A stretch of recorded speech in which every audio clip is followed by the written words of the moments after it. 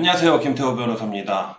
이메일을 통해서 어떤 분이 질문을 올려주셔가지고 한번 상담 드리도록 하겠습니다. 이번 질문은 정동진 솔라뷰 재활용 숙박시설이죠.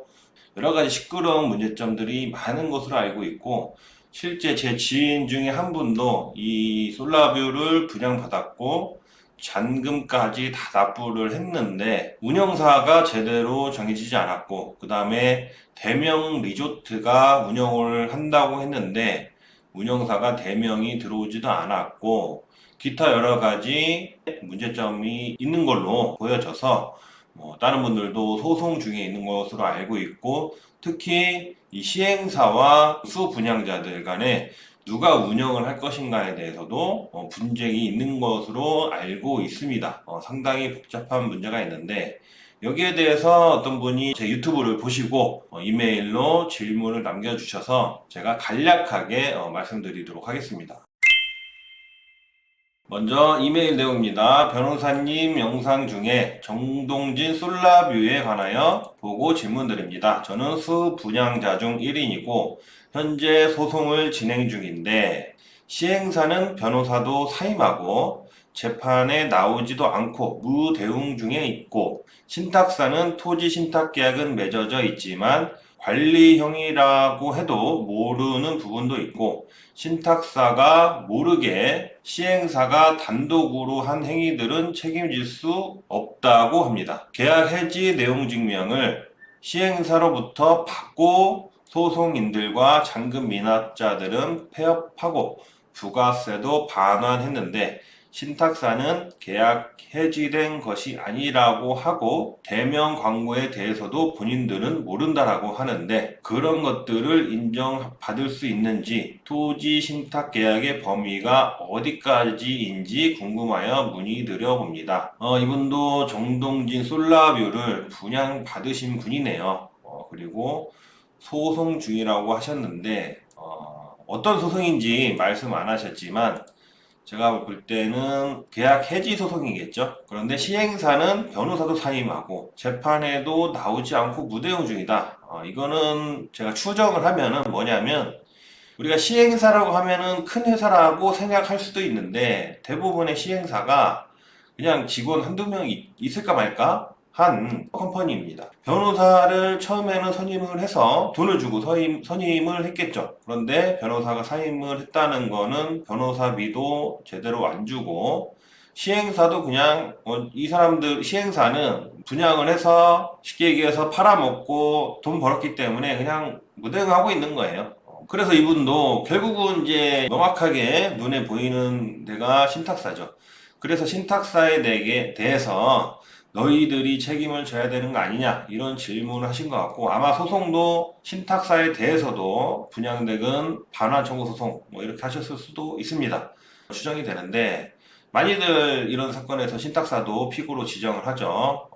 지푸라기라도 잡는 심정으로 신탁사도 피고로 지정을 하는데, 이 관리형 신탁이라고 해가지고요. 이 신탁에는 여러 가지가 종류가 있는데, 보통 이런 사업에서 관리형 토지 신탁, 이 관리형 토지 신탁에서 신탁사는 그냥 쉽게 얘기해서 토지 소유만 대신하고, 그 다음에 수분양자가 분양 대금을 내면 그 분양 자금이 이제 이 사업 목적으로 쓰여지게 관리를 하고, 그 다음에 시행사가 이 사업 목적으로 돈을 쓰고자 자금 요청을 할 때 자금 집행을 하고, 더 중요한 거는 이 시행사가 무너졌을 때 시행사의 다른 일반 채권자들 있잖아요. 이 사업하기 전에 발생한 일반 채권자들이 이 신탁 재산에 대해서 강제 집행을 못하게 막는 그런 효과가 있습니다. 그리고 실질적으로는 시행사가 다 사업을 하는데 이 재산만 따로 신탁사가 보관을 하면서 안전하게 보관한다, 이런 의미가 있는 거죠. 그런 게 장점인데, 문제는 이 시행사가 사기 분양을 하거나 허위 분양을 했을 때 이 수분양자들이 신탁사에게 직접 다이렉트로 돈을 돌려달라 이렇게 요구를 할 수 있느냐? 그거는 안 됩니다. 왜냐면 여기 이메일에도 보내셨다시피 신탁사는 자기네들은 이 광고에 대해서 모른다. 대명이 운영을 한다. 이런 광고를 했잖아요. 솔라뷰가. 그런 광고에 대해서 신탁사는 모릅니다. 모른다라고 주장을 당연히 할 수밖에 없고, 실제로도 신탁사가 여기에 관여를 하지가 않아요. 신탁사가 분양에 대해서 어떻게 해라, 이래라 저래라 관여를 안 합니다. 그래서 신탁사가 책임질 이유가 없습니다. 그 다음에 신탁사는 계약이 해지된 것이 아니다 라고 하는데, 이 말도 신탁사의 말이 맞는 거예요. 이거는 이제 상식인데, 이 계약이 해지되려면 두 가지 종류가 있습니다. 먼저 약정 해지, 합의 해지라고도 하죠. 그 다음에 법정 해지. 법정 해지가 있습니다. 크게 두 가지의 해지가 있는데, 이 약정 해지는 우리가 합의 이혼이랑 똑같은 거예요. 당사자들이 이 계약을 합의하에 해지하자, 이런 겁니다. 이런 것들은 별로 제한이 없어요. 사유도 제한이 없고, 합의만 이루어지면 사유가 없다 하더라도 해지가 이루어질 수 있습니다. 그런데 이 법정 해지는 다르게 말해서 강제로 해지하는 겁니다. 강제성이 있기 때문에 이 일정한 사유가 있어야 돼요. 우리가 이혼도 합의 이혼은 상관이 없는데, 강제로 이혼을 하려면 사유가 있어야 되잖아요. 바람을 폈다거나 뭐 때렸다거나 뭐 기타 여러 가지 혼인을 계속할 사유가 없을 경우, 이런 사유가 있습니다. 마찬가지로 법정 해지도 강제로 하기 때문에 사유가 있어야 됩니다. 이행불능, 채무자가 자기 채무를 이행을 못한다, 이행지체, 이런 것들, 기타 이행 거절 이런 것들, 이런 명백한 사유, 통틀어서 채무불이행, 이런 사유가 있어야 법정 해지를 할 수가 있습니다.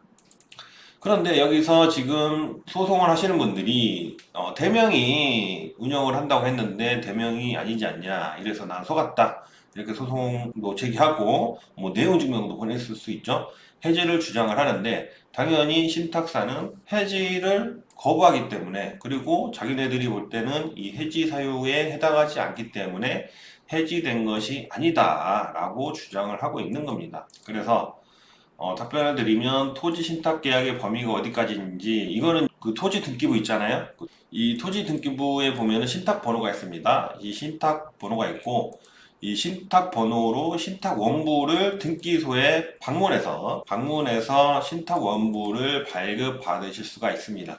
그러면은 그 신탁 원부에 신탁 계약서가 있고, 이 신탁사의 권리 의무들이 상세하게 나와 있어요. 그걸 보시고 이 사건에서 신탁 계약이 어떤 내용인지 확인하실 수가 있습니다.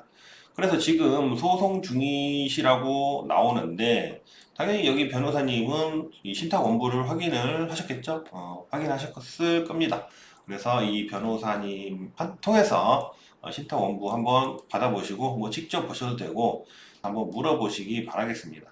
그렇고, 보통 토지 신탁 계약의 범위는 그냥 별거 없어요. 그냥 책임을 차단하는 겁니다. 저도 구글에 검색을 해봤는데, 분양 사기 의혹이 있다, 실제로 위탁 운영이 제대로 이루어지지 않고 분양 혜택이 제대로 제공되지 않아 소분양자들이 피해를 입었다. 지금 보니까 대명이 첫 번째 들어오지도 않았고, 들어온다던 업체 몇 군데 안 들어왔고, 아무튼 여러 가지.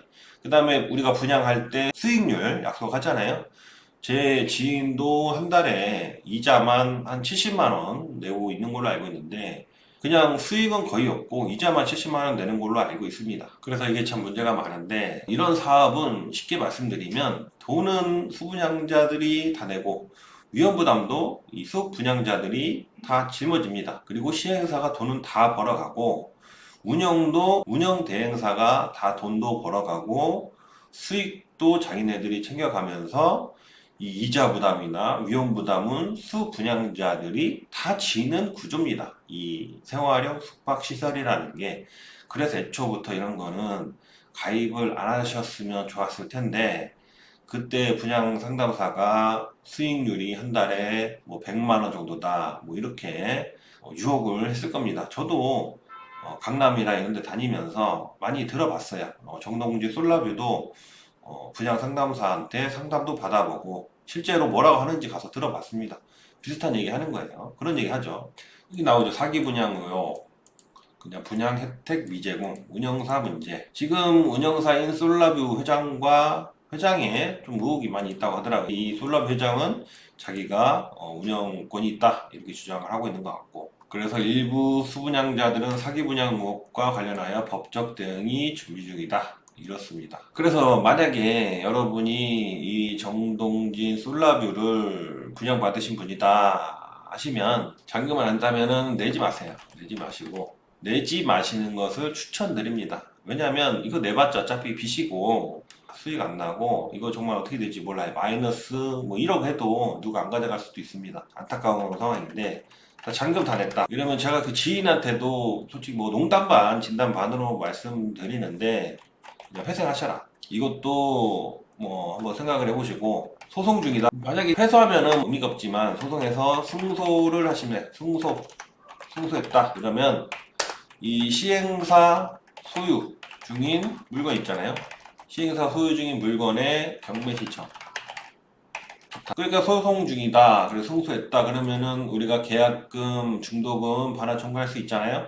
은행 대출은 따로입니다. 은행 대출은 은행에다가는 여러분들이 갚으셔야 되는 거예요. 이건 별로로 하더라도 시행사가 돈을 여러분들한테 반환을 해야 되니까 시행사 소유 중인 이 호실이 있을 거 아니에요? 그런 것들에 대해서 경매 신청을 하실 수가 있습니다. 그런데 물론 이거 경매 신청을 한다고 해서 누가 이거 낙찰 받을지 참 의문이긴 한데, 어쨌든 현재로서는 이 방법밖에 없습니다. 이 방법밖에 없고, 이거를 이제 이자를 감당을 못하겠다 하면 개인회생 하는 것도 하나의 방법일 수가 있습니다. 참 안타까운 상황이죠. 이런 거 하나 때문에 개인회생을 한다. 안타까운 상황입니다. 지금까지 정동진 솔라뷰에 대해서 답변을 드렸고요. 안타까운 상황이지만 지금 그래도 이 수분양자들이 모이셔가지고 이런저런 대책도 뭐 세우고 운영을 하기 위해서 지금 홈쇼핑에도 광고를 올리고 하고 계시는 것 같아요. 다른 현장에 비해서 단합도 좀 되시는 것 같고, 뭐 여러 복잡한 문제들이 있지만 잘 대처를 하시기 바라고, 이런 것들은 절대로 계약을 하시면 안 됩니다. 돈은 내가 다 내고 리스크도 내가 다 짊어지고 수익은 다른 시행사나 운영 대행사가 가져가는 구조예요. 그렇기 때문에 절대로 하지 마시기 바랍니다. 감사합니다.